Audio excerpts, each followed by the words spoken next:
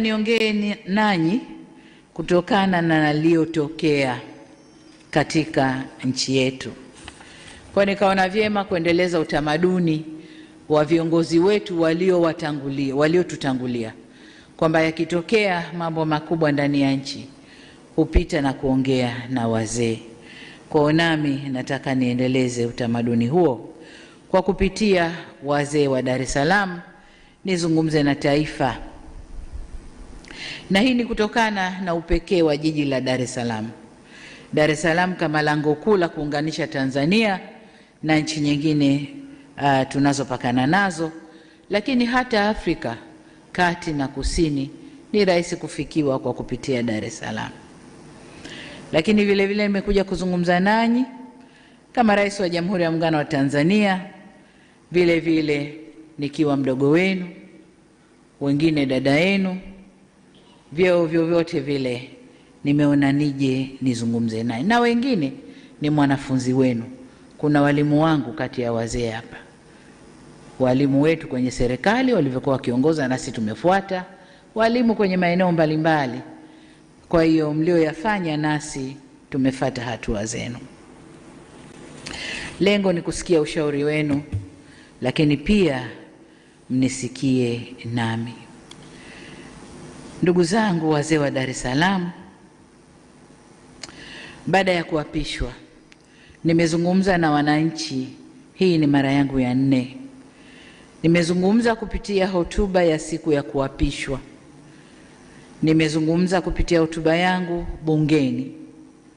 Nimezungumza kupitia siku ya kuapisha mawaziri wa serikali hii, lakini pia nilizungumza siku ya kuzindua tume niliyounda kufanya uchunguzi wa haya yaliyotokea.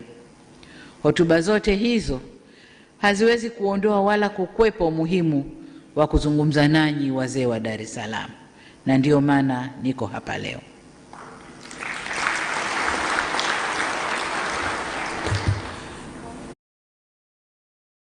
ProPlan, high quality nutrition for your pet's lifelong well-being, developed with Purina Vet. Dar es Salaam yetu ni kitovu cha biashara na moyo wa utamaduni wetu. Dar es Salaam hii kupitia vurugu zilizotokea imepitia kipindi kigumu sana, na wote hapa ni mashahidi. Kuna wengi ambao riziki zao ziko mikononi kwao tu, mpaka amke asubuhi atoke akajishughulishe apate cha kupeleka nyumbani, chakula na watoto. Vurugu zile zilifanya Dar es Salaam isimame. Wafanya biashara ndogo ndogo walisimama, wenye magenge walisimama, Kariakoo ilisimama, shughuli zetu zote zilisimama, na ilitulazimu tubaki ndani. Na kwa hadithi tunazozipata, bei za bidhaa zilipanda sana sana sana sana. Kwa hiyo machungu ya siku chache tuliyaona ndani ya Dar es Salaam, mbali na maeneo mengine yote nchini. Maeneo mengine baada ya vurugu kutulia, shughuli ziliendelea, watu walikula, walitoka kufanya yao, lakini Dar es Salaam tulionja kidogo, vijana wanasema joto ya jiwe. Kwa hiyo nikasema tuzungumze kidogo. Kwa muktadha huu nawiwa kuzungumza nanyi kwa kuwa natambua takriban 10% ya Watanzania wote wanaishi hapa Dar es Salaam. Dar es Salaam ni jiji la watu takriban milioni 6, na hiyo ni idadi kubwa ya watu kuishi kwenye jiji moja, na ndio inaonyesha umuhimu wa jiji hili kwa nchi yetu Tanzania. Dar es Salaam inachangia takriban 17% ya pato la taifa, na 1% kubwa ya biashara inafanyika hapa ndani ya jiji hili la Dar es Salaam. Isitoshe, Dar es Salaam ndio jiji la kibiashara na taswira ya nchi yetu nje, kwa hiyo ina umuhimu wa pekee yake. Ikiunguzwa Dar es Salaam, Tanzania yote imeungua, sababu Dar es Salaam ndiyo Tanzania. Hakuna kabila lolote ambalo haliko hapa Dar es Salaam. Watu wa mikoa yote ya nchi hii wako hapa Dar es Salaam. watu wa dini zote wako hapa Dar es Salaam. Kwa hiyo Dar es Salaam ndiyo Tanzania. Ikidhurika, ikipata madhara Dar es Salaam, Tanzania hii ndio inabeba sura au taswira ya nchi yetu. Chochote kitakachoripotiwa vibaya Dar es Salaam kinachukuliwa Tanzania, ndio iko katika hali hiyo. Kwa hiyo kuna kila umuhimu wa kuzungumza nanyi wazee wa Dar es Salaam. Ndugu zangu, lililotokea ni tukio la kutengenezwa, na waliolitengeneza walidhamiria makubwa, walidhamiria kuangusha dola ya nchi hii au ya nchi yetu. Ukiangalia klipu za nyuma zilizotokea, vijana wetu walifanywa makasuku na kuimbishwa kabisa, yaliyotokea Madagascar yatokee na hapa. Lakini ukimvuta kijana yule, hebu niambie Madagascar kumetokea nini, hajui. Unataka hapa kitokee nini, hajui. Lakini waliimbishwa wimbo huo. Kwa hiyo lile lilikuwa ni jambo la kupangwa, na vurugu zile zilidhamiria makubwa. Vurugu zile ni mradi pana sana wenye nia kuu ya uovu ulio na wafadhili, washitiri na watekelezaji. Katika vurugu ile waliingia waliokuwemo na wasiokuwemo, wengine kwa kutokujua, wengine kwa kufuata mkumbo, wengine kwa hadaa za maisha bora baadaye, lakini wengine kwa kulipwa tu. Tunaambiwa kuna vijana walikuwa wanalipwa fedha, kisha kuchukua pesa yako ingia barabarani. Kwa waliingia bila madhumuni maalum ya nini wanakwenda kukifanya. Inaumiza sana kuona madhara yaliyotolewa. Nadhani takwimu zinatolewa sasa hivi na halafu. Kuna majengo kadhaa ya serikali yameunguzwa. Kuna miradi kadhaa iliyojengwa kwa manufaa ya wananchi imeunguzwa. Vituo vya mafuta, biashara binafsi za watu zimeunguzwa. Magari ya serikali vimeunguzwa. Vituo vya polisi vingi tu vimeunguzwa. Sasa nataka tuwe na jina la hayo. Ni maandamano au ni vurugu? Maandamano tulioyazoea na tulio yakubali ndani ya katiba yetu ni yale watu wameudhika na kitu, tunaomba tuandamane, tujueleze, tutatoka pointi moja, tutakwenda zetu mpaka Mnazi Mmoja au popote pengine, na mabango yetu yanaeleza maudhi tulioudhika nayo, na polisi wanawasindikiza vizuri mpaka wanapofika, wanaeleza wanayoyataka, wanatawanyika kwa salama, wanakwenda zao. Lakini haya ya kuunguza miradi ya serikali, vituo vya polisi, na kwenye kituo cha polisi unakwenda kufanya nini? Ni kwenda kuvamia na wapate silaha. Madhumuni ya kuwa na silaha mkononi ni nini? Lakini unaunguza biashara za watu binafsi, lengo ni nini? Kwa hiyo haya hayakuwa maandamano, zilikuwa ni vurugu zilizoandaliwa kwa madhumuni maalum. Sasa katika hali hiyo, lakini tujiulize jengine, kwa nini siku ile ya uchaguzi?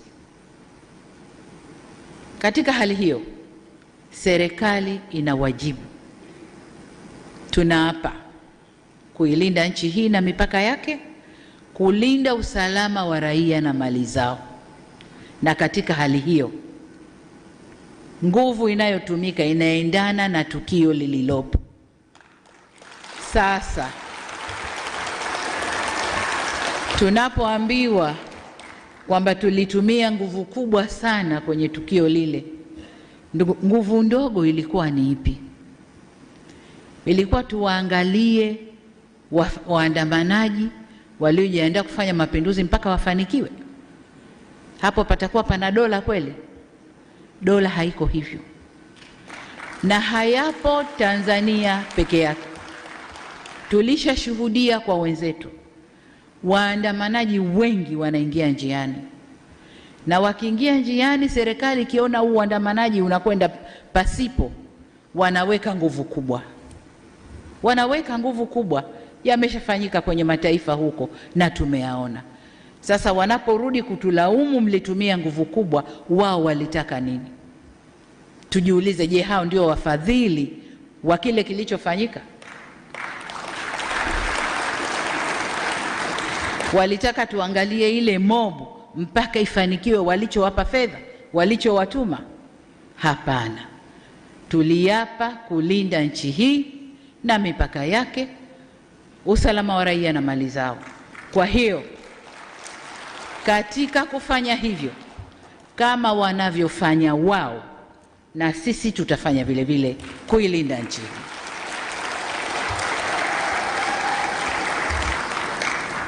Kwa nini siku ya uchaguzi? Siku ya uchaguzi kwa sababu walishajua kuna ushindi mkubwa wa Chama cha Mapinduzi. Kuna ushindi mkubwa wa Chama cha Mapinduzi. Waangalie kampeni zetu tulizozifanya, waangalie watu walivyotuitikia, waangalie kazi tulioifanya ndani ya miaka 5 iliyopita. Walijua, na wapinzani wetu walikataa kuingia. Hawakuzuiliwa na mtu, walikataa wenyewe kuingia kwa sababu walishajua wasingefanikiwa.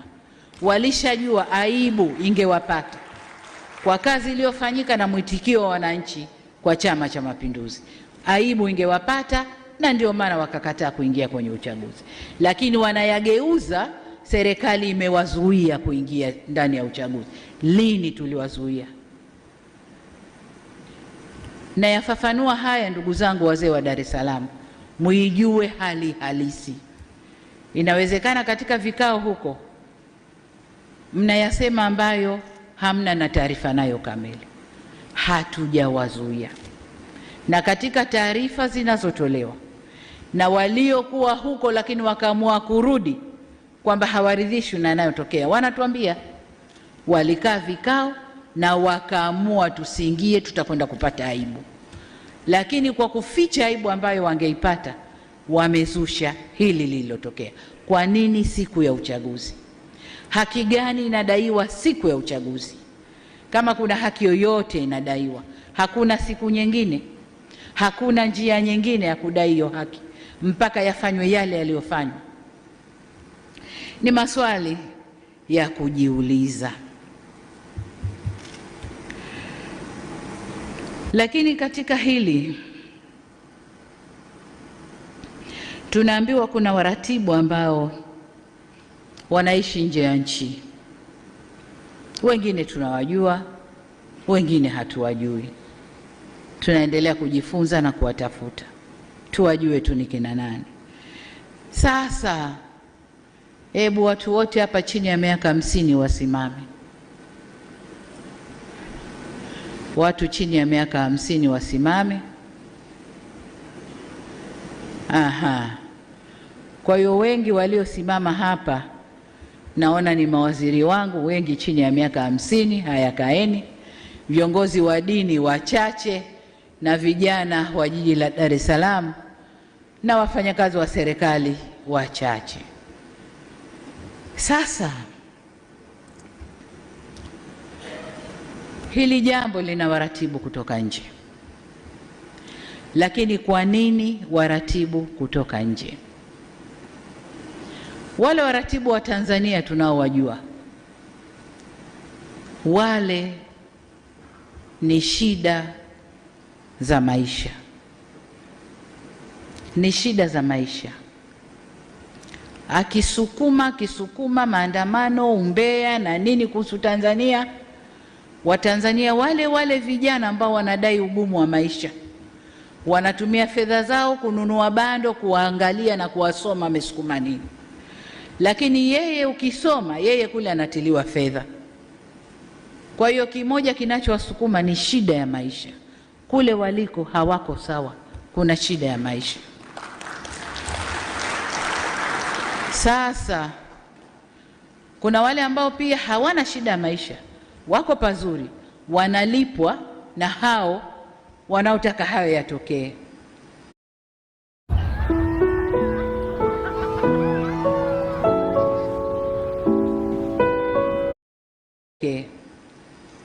lakini wamekosa uzalendo tu, wamekosa uzalendo tu, na ukiwatizama vizuri si wa Tanzania kamili. Kwa hiyo it doesn't matter whether Tanzania inaungua haiungui, yeye ana nafasi ya kuwa nje, si Mtanzania kamili, hana shida hizo. Kwa hiyo hili jambo lilipangwa kwa uratibu mzuri, lakini hebu tuangalie sasa wale waliolipanga na kudai wana madai kwenye hili. Nianze na wenzetu wa vyama vya upinzani. Kama nilivyosema kwamba hawa watu waliishiwa nguvu, maneno ya vijana waliishiwa power, na waliona kabisa mbele kwao sio kuzuri, na kuingia kwenda. Hawa watu wana frustration zao huko nyumbani kwao, lakini wanataka kujificha na kusukuma lile dude kwa watu. Huko waliko hawako sawa, wanapambana wao kwa wao ndani, wamemeguka wao kwa wao ndani, wamemeguka wanasiasa wakaenda vyama vingine, wanaharakati wakabaki. Kwa hiyo wenyewe kwa wenyewe huko ndani hakuko sawa, wasitulaumu sisi, ni wao wenyewe huko ndani. Kwa hiyo kasoro walizo nazo huko wanataka kuzisukuma huku kwetu. Hakuzuiliwa kuingia kwenye chochote. Ni hawa ambao mwaka 2020 mpaka 2023 nilifanya kazi kubwa ya kuzungumza nao, nikanyosha mkono wa rehema, njoni nyi wa Tanzania, njoni tukae tuzungumze yetu, twende vile tunavyotaka. Nikaunyoosha vizuri, nikidhani na wanyooshea watu wa Tanzania ule mkono wa rehema, na wataupokea, tutakuja tukae vizuri. Ni hawa niliowakuta nje wanasafa, hawana shilingi mkononi, wakaomba sana kuja kuniona, nikawapokea, tukazungumza, hawana hata shilingi. Nikatoa kiposho changu nilichogaiwa cha safari, nikawapa waendelee na maisha wakiwa nje. Ni hawa walionambia sawa tutarudi, lakini tuna kesi. Nikawaambia kesi nitazifuta, njoni tukae tuzungumze, tujenge nchi. Na wamekuja, baadhi yao wamekuja mikono mitupu, hawana kitu. Tukatoa fedha zetu kuwapa waanzie maisha hapa Tanzania. Sasa nataka mumpe cheo mtu wa aina hiyo, alionyoshewa mkono wote huo wa rehema na mkono wa upatanishi. Yeye kaja, yule aliyemnyoshea ndio wa kwanza kumkashifu, kumtukana na kugeuza mambo, kuichafua nchi. Huyo mtu anaitwaje? Hii si tabia ya Watanzania. Wakati ule nafanya yote nilijua naongea na Watanzania waliotimia, wenye akili timamu. Nikajua watarudi, tukae, tuzungumze, tuende. Na niliwapa fursa zote, nyinyi ndo mashahidi. Niliwafungulia, walitaka kufanya maandamano, wakafanya maandamano, tukawasindikiza mpaka walipofika, wakasema yao, wakatawanyika. Yale ndo maandamano ambayo yameruhusiwa kikatiba, na ukiomba polisi atakwambia nenda kaandamane, tuambie ni ruti, tuwalinde mpaka mfike seme yenu. Yale ndo maandamano. Haya yaliyofanyika si maandamano. Ni hawa niliowapa fursa ya kufanya shughuli zao za kisiasa. Sasa siasa si kutukanana, siasa si kubezana, si kuharibu nchi. Hiyo sio siasa. Wazee wetu wa zamani, ukiwa na harakati hizo, wanasema huyu hajui siasa, huyu hafanyi mambo yake kwa siasa. Ina maana siasa maana yake ni usalama, siasa maana yake ni uungwana. Hiyo ndiyo maana ya siasa. Sasa kama mtu unampa ruhusa afanye siasa za kisiasa, anakwenda kufanya siasa anazozijua yeye za kuvuruga nchi, hiyo sio siasa. Kwa hiyo ndugu zangu, niseme kwamba madai yoyote waliokuwa nayo chama hiki cha siasa au vyama hivi vya siasa, hawakupaswa kutumia njia ile kudai kwamba sasa tukae na kwa masharti tuzungumze ili na wenyewe warudi kwenye terms. Hapana, haikuwa hivyo. Lakini kundi la pili, tuangalie vijana. Vijana wetu hawa wameingizwa njiani, wakaimbishwa wimbo wasioujua. Wanadai haki. Haki gani? Hebu avutwe tu kijana pembeni, wewe uliingia unadai haki. Hivi ni haki gani? Na hiyo haki hawakuweza kuidai kwa njia nyingine mpaka waingie njiani, wakafanye vurugu, walipwe, wakachome vituo, walipwe, wakafanye vurugu walizozifanya. Hiyo ni haki gani? Lakini jengine wanalobebeshwa, wameingia njiani eti kwa ugumu wa maisha. Astaghfirullah. Turudi kwa Mungu tustaghfiru. Ningekuwa na uwezo, ningebeba vijana wa Tanzania nikawatupa kwenye nchi tofauti tu hapa Afrika pamoja na majirani zetu, wakaone ugumu wa maisha uliokuwepo,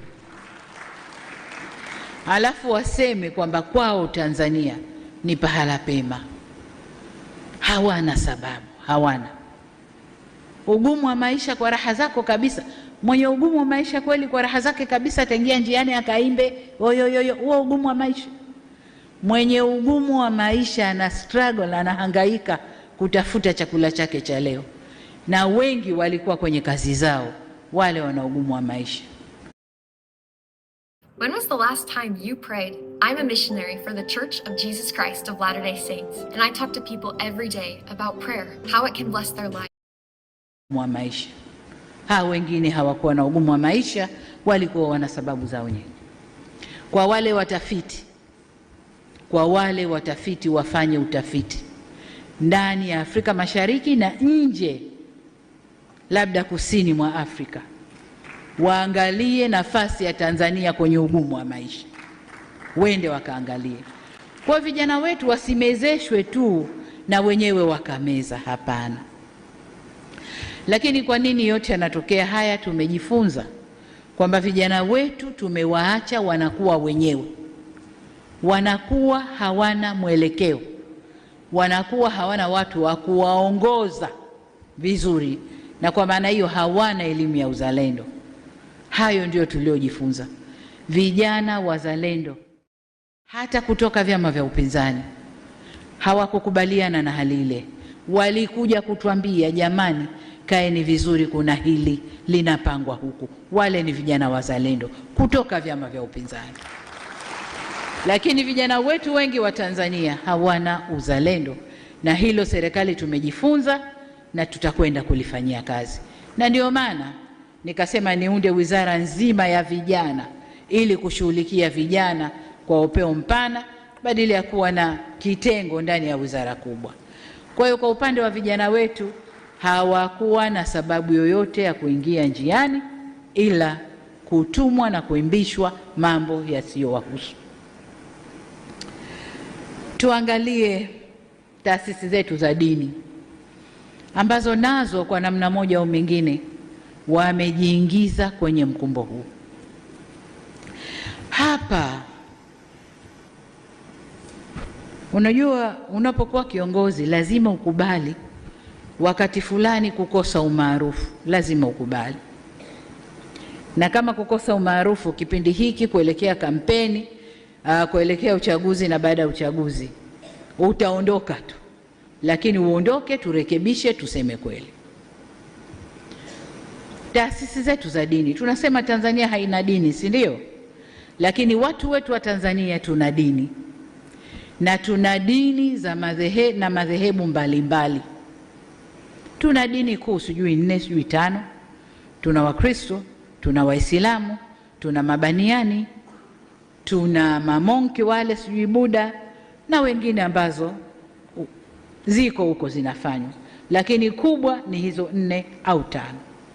Na hizi 4 au 5 zina madhehebu mbalimbali. Kwa Waislamu kuna Sunni, kuna Ibadhi, kuna Bohora, kuna Suminani, kuna mambo mengi tupo. Lakini na Wakristo na wenyewe wana madhehebu yao tofauti tofauti.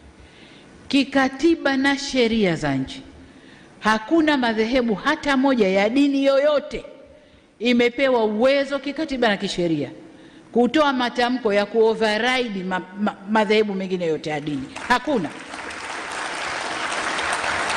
Hakuna. Kwa wasitokeze watu wakajibebesha hilo. Siku zote nasema Tanzania hii haina mwenyewe, wenyewe ni sote. Hakuna mwenye certificate anaweza kusema Tanzania ni yangu na itaongozwa ninavyotaka mimi. Hakuna. Tuna sheria zetu, tuna katiba yetu. Tumeamua kwa democratic country tutaendesha demokrasia yetu kwa njia tulizokubaliana. Lakini viongozi wa dini, msijifishe majoho ya kwamba nyinyi ndio mnaweza kuoverrun nchi hii. Hakuna. Hakuna. Tutakwenda kwa katiba na sheria ya nchi hii. Hatutaendeshwa na madhehebu yoyote ya dini. Madhehebu ya dini na wafuasi wao. Ubora wa dini uko mioyoni kwetu. Wale wanaoamini ndo wanajua ubora wa dini yao. Hakuna overriding hapa, kwamba mimi dini yangu ndo ita override Tanzania na tamko nikilitoa ndo hilo hilo, na hata wenyewe wanatofautiana. Mimi toka nimekaa matamko 8 yametolewa na teke 8, lakini ukenda chini chini wenyewe wanapingana, matamko yale hayafanyi kazi vizuri, wenyewe wanapingana, kwa sababu waliosimama kwenye mstari wa haki wanaona ile ni batili inayofanyika. Kwa hiyo waliosimama kwenye mstari wa haki hawaungani nao, wanaona ni batili iliyofanyika. Kwa niseme kwamba Tanzania yetu ni nchi ya umoja, nchi ya ushikamano, amani na utulivu ndiyo ngao zetu. Tusivurugwe ndugu zangu kupitia milengo yetu ya dini, milengo yetu ya siasa, milengo yoyote ile. Hatupasi kuivuruga nchi hii, hatupaswi.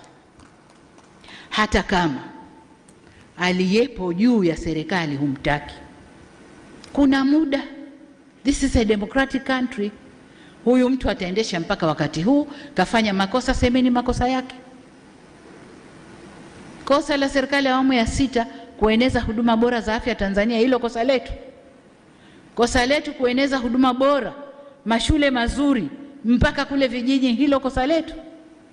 Kosa letu kukuza uchumi wa Tanzania ukakuwa mpaka tukasifiwa duniani, hilo kosa letu.